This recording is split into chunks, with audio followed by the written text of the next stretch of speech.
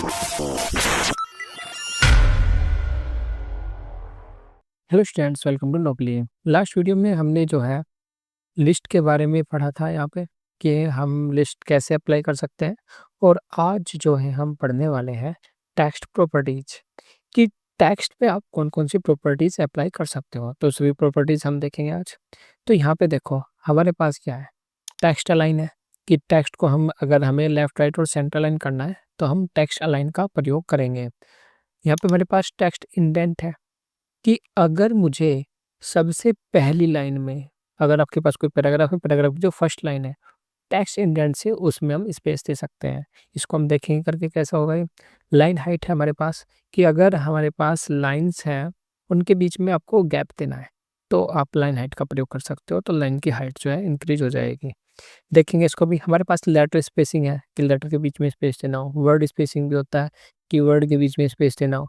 और text decoration है, अगर मुझे क्या करना है, टेक्स्ट को डेकोरेट करना है, कैसे कि आपको अंडरलाइन करना हो, ओवरलाइन करना हो, या फिर आपका क्या है लाइन थ्रू की लाइन की जो है आपके टेक्स्ट के बीच से ही आपका लाइन गुजर जाए। ठीक है, तो अब हम यहाँ पे देखेंगे कि इसको कैसे अप्लाई करेंगे। तो चलिए हम वीएस कोड को ओपन कर लेते हैं। तो हमारे पास वीएस कोड है। सबसे पहले हम बेसिक स्ट्रक्चर लिख लेते हैं। बेसिक स्ट्रक्चर ये हमारे पास हो गई। अब मुझे यहाँ पे अप्लाई करना है। सबसे पहले मैं यहाँ पे एक हेडिंग ले लेता हूँ। मैंने यहाँ पे एक H1 लिया और इसमें मैंने लिख लिया आपका जो है टेक्स्ट प्रॉपर्टीज।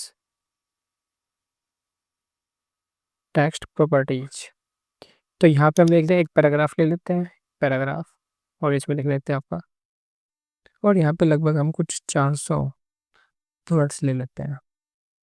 ठीक है, तो हमारे पास एक पैराग्राफ हो गया और एक हमारे पास क्या है, यहाँ पे टेक्स्ट है। तो इसी पे ही हम टेक्स्ट प्रॉपर्टीज अप्लाई करेंगे।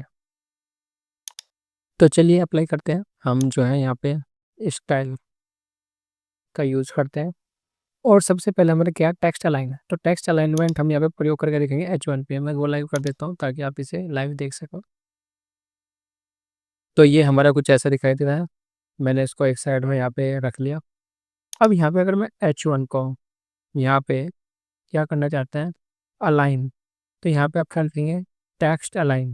तो टेक्स्ट अलाइन लिखने पे आप इसे क्या कर सकते हो, सेंटर कर सकते हो, जस्टिफाई कर सकते हो, लेफ्ट कर सकते हो, राइट कर सकते हो। तो जब भी मैं इसे सेंटर करूंगा तो ये आपका सेंटर में चला जाएगा। तो अगर आपको टेक्स्ट सेंटर में चाहिए तो आप इस प्रकार कर सकते हो। लेफ्ट राइट में चाहिए तो भी आप जो ऐसे चेंज कर सकते हो। लेकिन अगर मैं यहाँ पे पैराग्राफ पे, आप इसमें जस्टिफाई अप्लाई नहीं कर पाओगे, लेकिन पैराग्राफ पे आप वो भी अप्लाई कर सकते हो कि टेक्स्ट अलाइन अगर मैं यहाँ पे आपका कर दूँ जस्टिफाई, तो आप देखोगे दोनों तरफ से ये अलाइनमेंट आपका पैराग्राफ हो जाएगा। ठीक है, जस्टिफाई नहीं था, अगर मैं जस्टिफाई हटा दूँ, जस्टिफाई नहीं है, तो आप देखोगे केवल एक ही तरफ से अलाइन होगा, ओनली लेफ्ट साइड से, क्योंकि बाय डिफॉल्ट आपका लेफ्ट साइड से ही अलाइन रहता है। अगर आपको राइट साइड से भी अलाइन करना है तो आप ये तो टेक्स्ट लाइन राइट कर लो तो ओनली राइट साइड से रहेगा। दोनों साइड से ये तो जस्टिफाई आप कर सकते हो यहाँ पे। ठीक है, तो टेक्स्ट अलाइनमेंट आप समझ गए होंगे। नेक्स्ट प्रॉपर्टी देखते हैं हम। नेक्स्ट प्रॉपर्टी है हमारे पास टेक्स्ट इंडेंट। अब यहाँ पे आप देख रहे होंगे हमारे पास ये पैराग्राफ है और पैराग्राफ की अगर फर्स्ट लाइन में आपको जो है स्पेस देना है तब आप यूज करोगे यहाँ पे टेक्स्ट इंडेंट। 100 पिक्सल ले लेते हैं। तो यहाँ पे 100 पिक्सल में आप देखोगे कि सबसे पहली लाइन में आपका 100 पिक्सल का स्पेस आ चुका है। तो इस प्रकार आप जो है 100 पिक्सल का स्पेस दे सकते हो आप। ठीक है, तो ये है आपका टेक्स्ट इंडेंट, ये आप समझ गए होंगे। नेक्स्ट चलते हैं। नेक्स्ट हमारे पास लाइन हाइट। अब यहाँ पे आप देखोगे ये पैराग्राफ है, तो इन लाइन के हर एक लाइन के बीच में अगर आपको स्पेस इंक्रीज करना है तब आप इसका प्रयोग करोगे। तो यहाँ पे हम लिखेंगे क्या, आपका लाइन हाइट। और लाइन हाइट में हम लिख लेते हैं, अगर मैं आपको यहाँ पे 50 पिक्सल लिखता हूँ, 50 पिक्सल, तब आप यहाँ पे देखोगे 50 पिक्सल का लाइन के बीच में आपका क्या आ चुका है, स्पेस आ चुका है। तो इस प्रकार आप लाइन के बीच का स्पेस इंक्रीज कर सकते हो, किसके द्वारा, लाइन हाइट के द्वारा। ठीक है, तो नेक्स्ट देखते हैं हम। नेक्स्ट हमारे पास लेटर स्पेसिंग।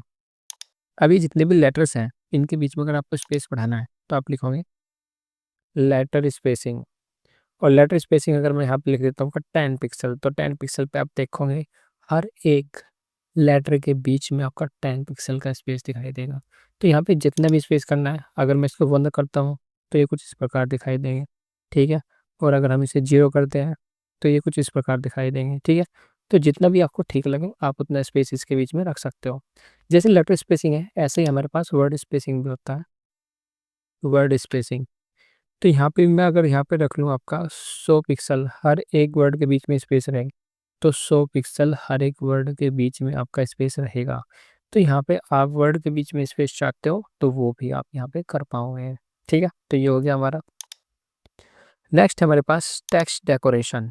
अब ये टेक्स्ट डेकोरेशन क्या है कि अगर मुझे किसी टेक्स्ट को क्या करना है, डेकोरेट करना है, कि इस पे अगर मुझे अंडरलाइन अप्लाई करनी हो, ओवरलाइन अप्लाई करनी हो, या फिर लाइन थ्रू आपको करना हो, तो वो सारे कार्य आप इसके अंदर कर सकते हो।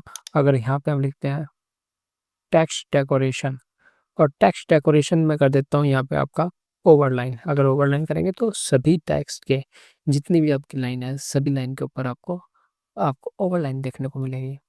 तो ये सारी प्रॉपर्टी थी हमारी, कौन सी, टेक्स्ट प्रॉपर्टीज। अब टेक्स्ट प्रॉपर्टीज के अलावा हमें कौन सी प्रॉपर्टीज मिलती है। अब नेक्स्ट चलते हैं, नेक्स्ट मिल जाती है हमें फ़ॉन्ट प्रॉपर्टीज। अब ये फ़ॉन्ट प्रॉपर्टीज क्या है, यहाँ पे हम इन्हें समझते हैं।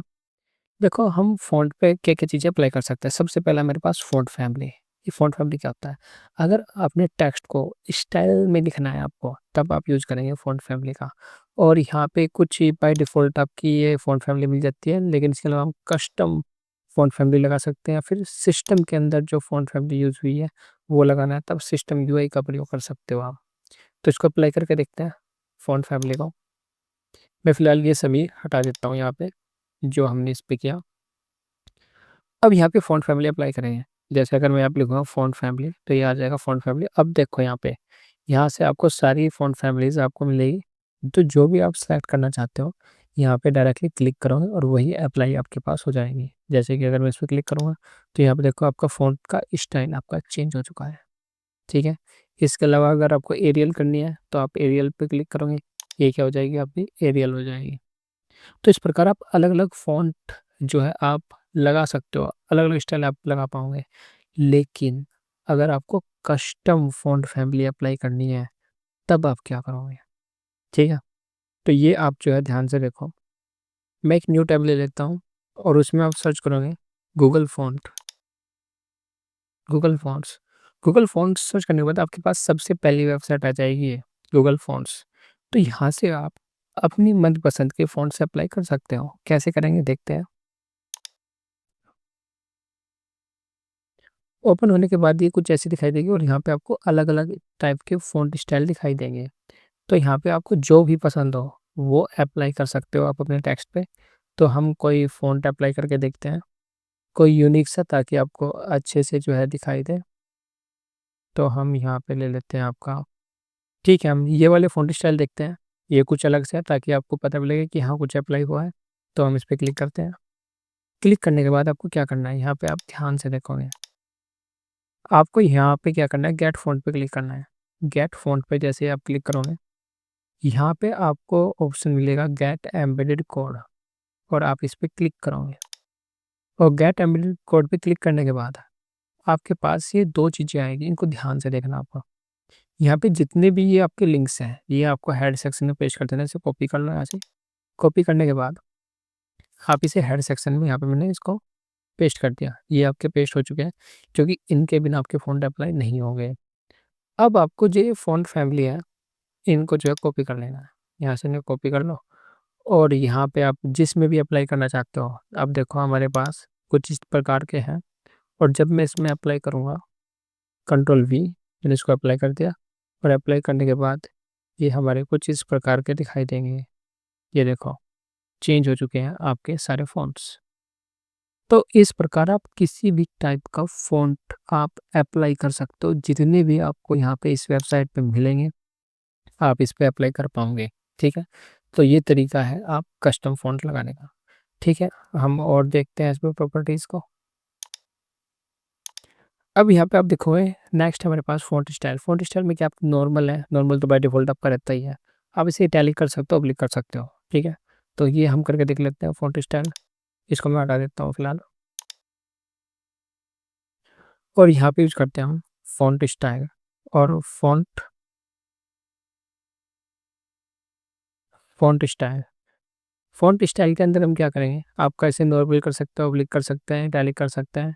अगर मैं इटैलिक करता हूँ तो ये आपके इटैलिक हो जाएँगे, ठीक है? तो आप इसे इटैलिक कर पाओगे, ओब्लिक कर पाओगे, तो ऐसे ही आपको ओब्लिक के अंदर आपको इफ़ेक्ट दिखाई देगा। तो जैसा आप चाहते हो ऐसा स्टाइल आप इस पे अप्लाई कर सकते हो। नेक्स्ट देखते हैं फ़ॉन्ट वेट। अगर अपने टेक्स्ट को क्या करना है, आपको बोल्ड करना है, आप लिख भी सकते हो नॉर्मल, बोल्ड, लाइटर, बोल्डर, या फिर आप वैल्यू दे सकते हो 100 से 900 के बीच में, ठीक है? जितना भी आपको बोल्ड करना है। तो अगर मैं इसमें फ़ॉन्ट वेट इंक्रीज़ करता हूँ, फ़ॉन्ट वेट, और ये मैंने कर दिया आपका। अगर मैं इसको यहाँ पे भी आप सिलेक्ट कर सकते हो, लाइटर है, बोल्डर है, 900 भी है आपके पास, तो इस पे क्लिक करूँगा, तो ये आपका डार्क हो जाएगा। तो अगर आपने टेक्स्ट को बोल्ड करना है, तो आप फ़ॉन्ट वेट दे सकते हो। नेक्स्ट देखते हैं, मेरे पास फ़ॉन्ट साइज़ है, और फ़ॉन्ट साइज़ में आपका क्या है यहाँ पे, आप ये तो अगर आपको फ़ॉन्ट साइज़ एब्सोल्यूट देना है, कोई भी वैल्यू आप एब्सोल्यूट देनी है, तो पिक्सल में दे सकते हैं। इसका मतलब ये है कि अगर आपने ये पिक्सल में अप्लाई कर दिया, तो हर डिस्प्ले पे ये उतने ही पिक्सल का स्पेस आपका यहाँ पे लेगा। और अगर आप रिलेटिव कर देते हो, रिलेटिव का मतलब है कि डिस्प्ले के अकॉर्डिंग जितनी आपकी डिस्प्ले होगी, उस डिस्प्ले का उतना परसेंट आपका वो स्पेस लेगा। अगर मान लो कि आपने किसी को 10% दिया है, तो मतलब मोबाइल फ़ोन की डिस्प्ले है, तो मोबाइल फ़ोन की डिस्प्ले का 10%, और अगर आपकी लैपटॉप की डिस्प्ले है, तो लैपटॉप की डिस्प्ले का 10%। अगर आपको वेबसाइट को रिस्पॉन्सिव बनाना है, तब जो है आप इसका प्रयोग कर सकते हो परसेंटेज का, या फिर ईएम या फिर आरईएम का। इससे आपकी वेबसाइट रिस्पॉन्सिव बनेगी। लेकिन अगर आप पिक्सल पे करते हो, तो अगर लैपटॉप में आपने कोई बड़ा साइज़ का बॉक्स ले लिया, तो फिर वो फ़ोन में भी आपका उतना ही बड़ा दिखाई देगा। तो इस बात का आप ध्यान रखें। तो फ़ॉन्ट साइज़ इंक्रीज़ करना है, तो आप जा कर के इसे फ़ॉन्ट साइज़ लिख सकते हो डायरेक्टली। फ़ॉन्ट साइज़, और फ़ॉन्ट साइज़ कर देते हैं हम इसका 50 पिक्सल, तो ये कुछ इस प्रकार का दिखाई देगा हमें। तो फ़ॉन्ट साइज़ बढ़ाना है, तो इस प्रॉपर्टी का प्रयोग कर पाओगे। नेक्स्ट देखते हैं हम। नेक्स्ट है टेक्स्ट डेकोरेशन, ये हमने देख ही चुके हैं, क्योंकि लास्ट हमने ये देखा था टेक्स्ट डेकोरेशन, ठीक है? तो इस वीडियो में इतना ही, मिलते हैं नेक्स्ट वीडियो में नई प्रॉपर्टीज़ के साथ।